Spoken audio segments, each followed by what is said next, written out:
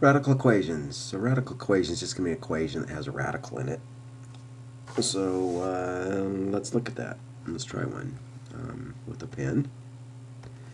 So let's say we have x minus 2 equals the square root of x minus 2 plus 12. Okay, so it's an equation because it has an equal sign.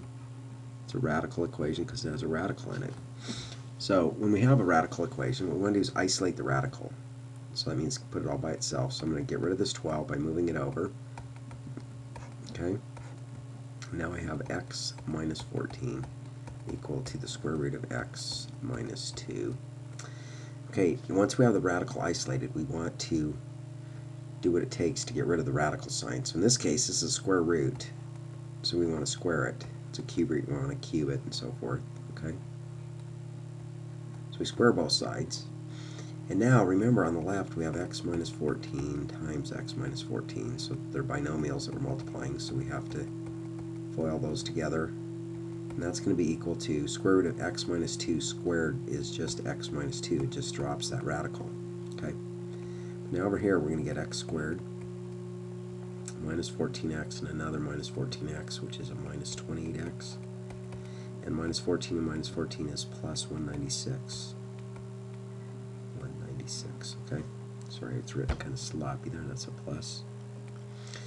Okay, and that equals x minus 2. Now we just have an algebraic equation. It's a quadratic because there's a second order here. So let's just set it equal to 0. So we have to move the x over. So I'll subtract an x, subtract an x. And I'll move this 2 over, so I'm going to add 2 to get rid of it on the right. Add 2.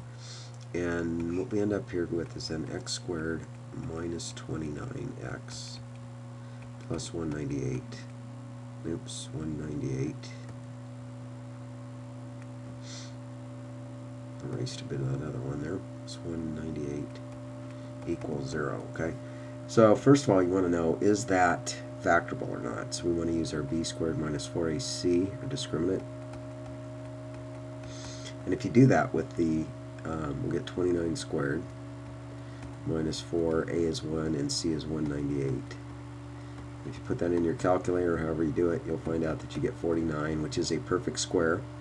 Therefore, this quadratic is factorable into integers. Okay, binomials with integers in them. So first thing I want to do is use the quadratic formula. Negative b plus or minus square root of b squared minus 4ac all over 2a, which hopefully you have programmed in your calculator. If you don't, you better come see me because I will help you put that in there, and that will save you a lot of time on the test. So if we do that, we find out that x, the two values of x that make this true are going to be 18 and 11. Okay. So just on a side here, that means that x minus 18 and x times x minus 11. If you multiply those out, that's where you get this. Then I'm sorry, not that. You multiply those together, and you'll get that down there. Okay. But now, because in the process of solving this, it's likely that we generate an extraneous solution. So we need to plug these both in.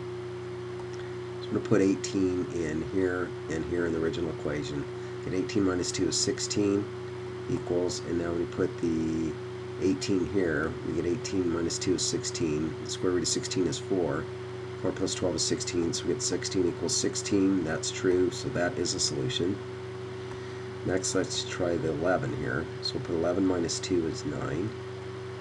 And we'll get square root of 11 minus 2 up here, which is going to be 9, which is 3 plus 12, which is 15.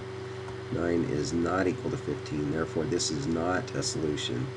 So you want to write your solution set out, and the only value that's true here is 18. Okay.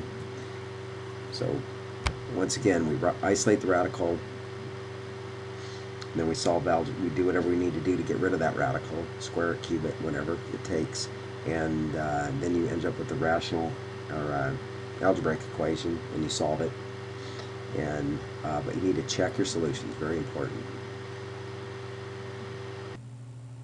Okay, this concludes radical equations.